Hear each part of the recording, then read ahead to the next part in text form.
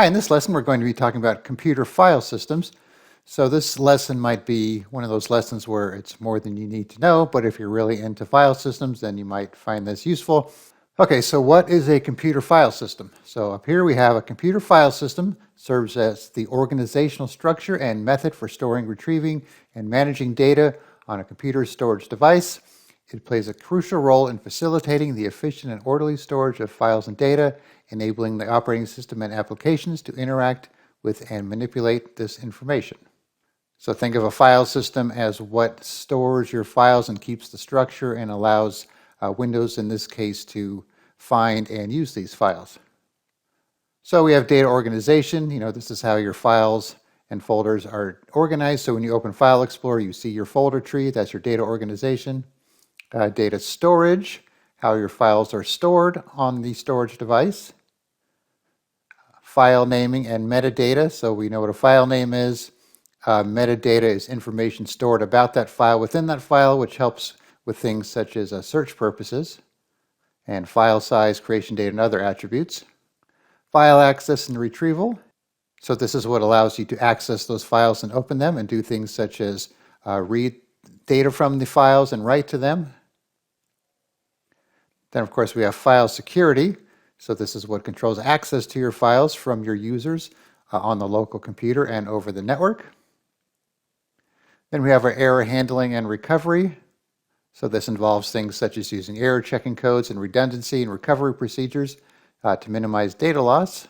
File compression and encryption, which is optional, of course. You don't have to compress your files or encrypt them, but the file system allows you to do so. So if you want to save space using compression, or increase your security by encrypting your files, you could do that. Okay, file systems are designed to optimize data access and retrieval performance. It does this by caching frequently accessed data and optimizing file placement on storage devices and minimizing fragmentation. So when you defrag your drive, it kind of puts things back in order so the hard drive can access the files more quickly and efficiently. Okay, then one advanced feature of file systems is versioning and snapshots. So in some cases, you could have multiple versions of the same file, and that way you could go back to an older version and access it if needed. And then we have snapshots, which is a common thing you use with virtualization. You could actually snapshot your whole drive, your whole virtual machine, and then go back to an older version. And then we have compatibility, which allows software applications and the operating system to interact with the stored data. Okay, so if you're a Windows user, there's a really good chance you're using the NTFS file system on your computer, unless you're running Windows 95 still for some reason. So NTFS, New Technology File System, which is not new anymore, but it still has the name. So developed by Microsoft for Windows. It's the default system for Windows operating systems, for the desktop and also for server editions. So before that, we had FAT, the file allocation table, and FAT32 as well, which is still in use actually. So NTFS supports larger file and volume sizes compared to FAT, up to 16 exabytes with volumes up to 256 terabytes. NTFS supports compression. NTFS has some advanced security features, file and directory permissions, and access control lists.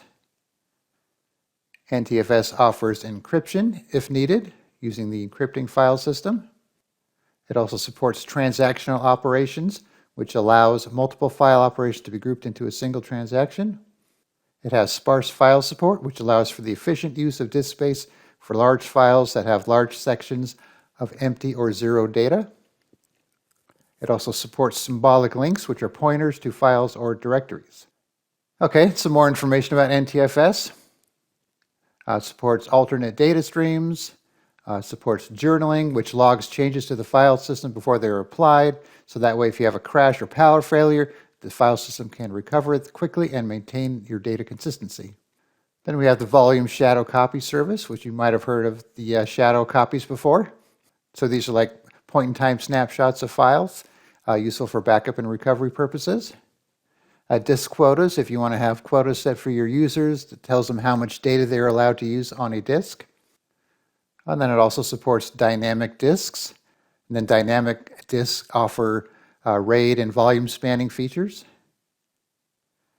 And then NTFS supports long file names up to 255 characters, so you're most likely not going to have a file name longer than that.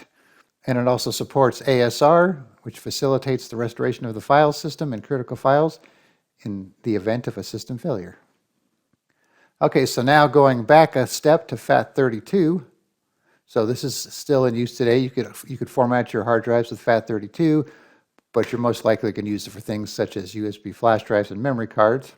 So we'll just quickly go over some of the features here instead of boring you with the entire thing here. So supports up to file sizes of 4 gigabytes, allows for larger partition sizes compared to FAT16. So FAT32 partition could be up to 2 terabytes. A larger cluster size, more compatible with various devices, even Mac OS and Linux. It uses a boot sector and one or more file allocation tables. That's what FAT stands for, to manage the allocation of clusters to files. It supports the 8.3 file naming convention, so 8 characters for the name and 3 for the extension, but it also allows for longer file names. Obviously, it has read and write support for your flash drives. Simple file structure, but it is limited on security features compared to NTFS. For example, it doesn't support advanced access control mechanisms, encryption, or file level permissions. And another downside is that it's susceptible to file fragmentation, and that can impact read and write performance. All right, so next I want to talk about the resilient file system, or ReFS. You may or may not heard of this, even though it's been around for a while, started with Windows Server 2012.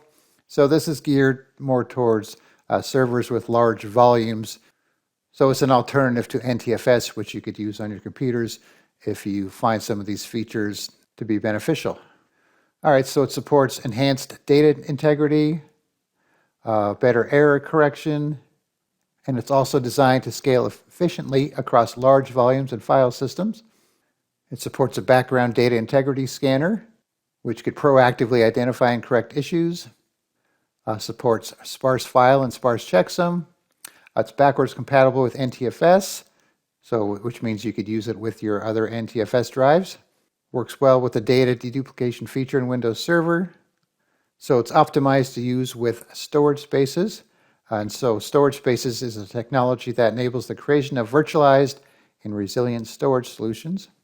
It also supports integrity streams, and it's more resilient to corruption. Okay, next we have exFAT, or Extended File Allocation Table. So this was designed more for external drives and flash drives, and it's kind of like an upgrade to FAT32. So when you format your USB flash drive, you probably see this as an option, or when you buy a new one, it might already be formatted with exFAT. So exFAT supports extremely large file sizes, larger than FAT32. So, with today's flash drives going up in size, it makes sense that you'd want to be able to put larger files on these flash drives. So it supports volumes up to 128 petabytes, which is huge. And like I said, it's optimized for flash drives and external storage. No file limitation compared to FAT32. It also has improved timestamp precision, compatible with multiple platforms like Windows, Mac OS, and Linux. Less susceptible to fragmentation compared to FAT32. Has some enhanced error handling features. It also has support for sparse files like we saw in the other file systems. And then also supports case-sensitive and case-insensitive file and directory names, which gives you more flexibility. And also supports improved cluster sizes compared to FAT32. So obviously the file systems that I've just discussed are not the only ones around, but I did want to mention one other one since it's a commonly used file system. And if you ever plan on getting into Linux, then you're going to need to know about this one as well. So this is EXT4. And you'll find that this is the common file system used in Linux installations. Okay, so let's briefly go over some of the features of the EXT4 file system. All right, supports file systems up to 1 exabyte. It has improved performance over EXT3, which was the previous version. It supports the delayed allocation feature. It has the extents feature. So these represent contiguous range of blocks, which reduce the metadata overhead and improve file access speed. It offers faster file system checking. It supports journaling as well. Online defragmentation. And it actually has its own defragmentation tool. multi-block allocation, which can allocate multiple blocks in a single operation, which will also reduce fragmentation. It supports persistent pre-allocation, which allows applications to reserve space for future disk use. It's backward compatible with the older versions, such as EXT2 and 3. It supports online resizing of file systems. So this allows administrators to expand or shrink a file system when it's mounted and active.